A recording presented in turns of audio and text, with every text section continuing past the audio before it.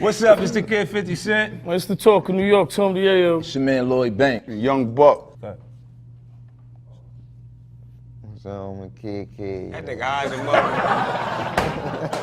Snoop did that. You see how that nigga? Snoop Hey, did that play his last one and then play the one.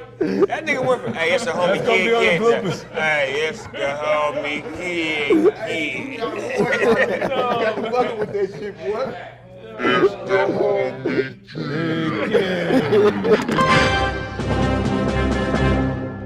Ladies and gentlemen, boys and girls, pimps and players, yes sir, of all ages, sizes, and colors, it's the one and only Nemo Hoes, aka Finding Nemo, and we inside the GGN, and I got some real motherfucking special guests today, some of my real player partners. 50 Cent and the motherfucking G-Unit in the house. G-Unit! Damn, I love saying that shit. What's up, fellas? What's good, man? Fine, put it back together. I see that, 50. You a bad motherfucker for taking the time and orchestrating and giving the people what they wanted. Did the people force you to do this, or you just felt like you had to do it? Well, the timing was right. I mean, after I experienced what I went through, yeah. Like when he started talking crazy, I was like, okay, if I can deal with him, then I can bring everybody back. To, you know what I mean? And Banks don't, he didn't react by saying anything. Because when he's uncomfortable, he just stopped talking, like, period. He just quiet down. But overall, it's been good, man. Like, you know, I think in the very beginning, because, you know, we come into the game with that concept that you're as strong as the crew you built. And, you know, I put a lot of time and energy into making sure everybody else's situation was comfortable, because I don't think players can win consecutive championship games if they ain't eating. But what do y'all miss the most about what it used to be? You know, when I say what it used to be, I'm speaking on when we was out there on the road and motherfucking hip hop was what it was. What do y'all miss about that? What I miss is how important authenticity was. You know, like when I fell in love with it, like it's like your record, the first album, Doggy Style, and then like when just the other artists that I saw ahead of that, I watched, and it was so important that you have your own style, your own energy connected to those actual records. And we see some of those same vibes and things come out in the decisions you make now creatively. So we see it was your actual influence, it wasn't something that was given to you. And then like a lot of the artists that what I find now is in our culture, things are trending. Yeah. So they're following what the last person just did. Everybody in music do this. Yeah, offering something new. It's the same exact thing. If your shit don't do this, you ain't hot. Yeah, they go. It's like this. I got a whole album, that motherfucker don't do none of this. I feel something. If you play a new joint, they be like, I feel something, but it's not making me do this. Like, what the fuck? When did music have to be on one groove line? Yeah. Like, I hear what you're saying like that. What was so dope about it, like when I used to listen to hip hop in the 80s, the niggas from the East Coast all was different. Yeah. Like the niggas from Queens didn't sound like the niggas from the niggas that was from Brooklyn, niggas from Bronx, none of them niggas sounded alike, but they all was from New York. Yeah. Now every nigga in the rap game sound like they from down south. Yeah, same thing. Look. I'd rather not have 1 million record sales and have my credibility as far as being a real nigga for what I do, instead of getting a record sale based off me following a nigga, and 3 years from now I can't perform that song because it ain't hot no more. Yeah, you're right. You know what happened? Not even 3 years, 3 weeks. Some of these niggas ain't even lasted 3 weeks, my nigga. Right now, all you need is a good record and a cold hashtag, nigga. You know, straight up. You feel me? Yeah, so it's always gonna be something new. When a person decides to be themselves, they offer something no one else can be.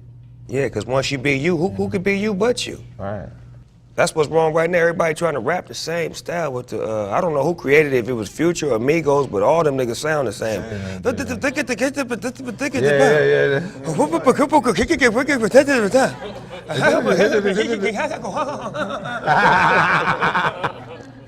What about you, little homie? What you like?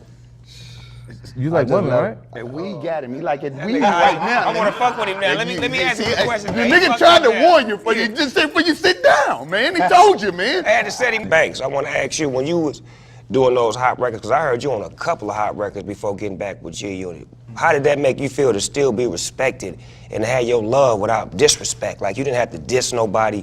You just made hot music and motherfuckers respected you and loved you. How did that make you feel? Nah, it meant a lot. Like, going back to what you said and what he said, I came up on everybody being original.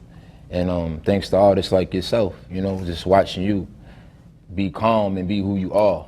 And that's who I always was. So I never felt the need to be extra animated if I wasn't, or just I felt the comfortability to be who I was. You know, a lot of folks don't know. You know, Snoop is a big part of why of me. This right here, me Being coming back back, with the unit? being back with the unit. What you know? happened? I'm gonna let you know what happened. Unc come to Cashville. Unc come to my home city, and I had to come see him. You feel me?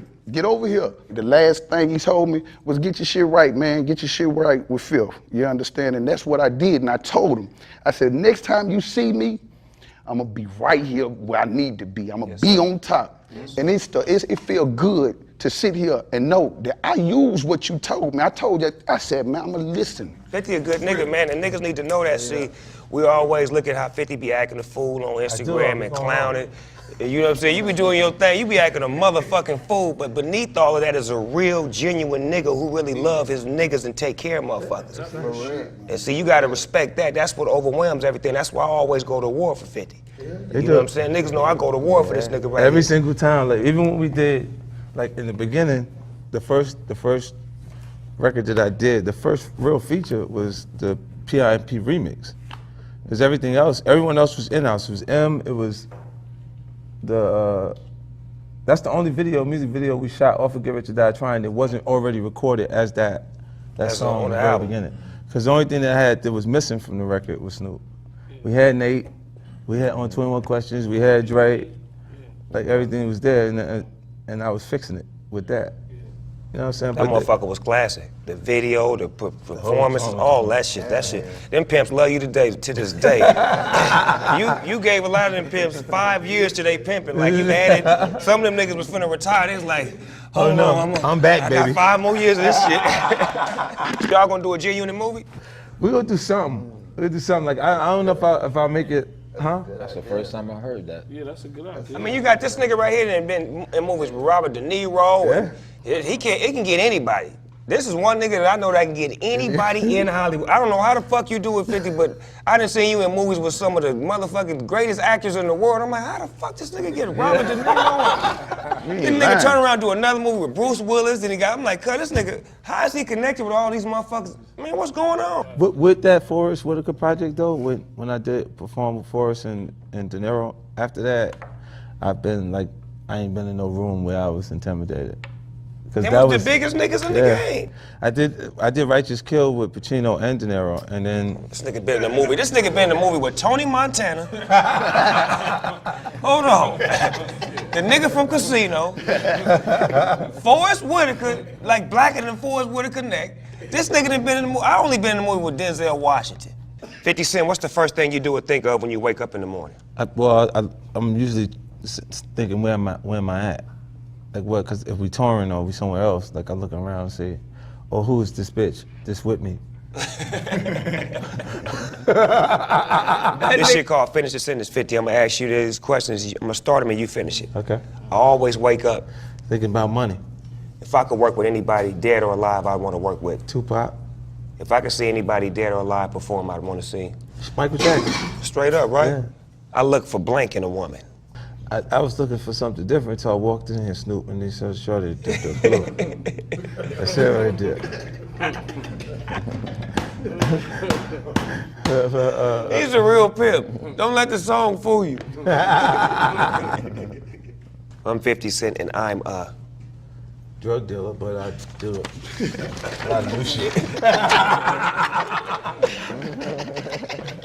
And there you have it, the one and only 50 Cent. Yes, sir, Mr. Jackson to you bitches.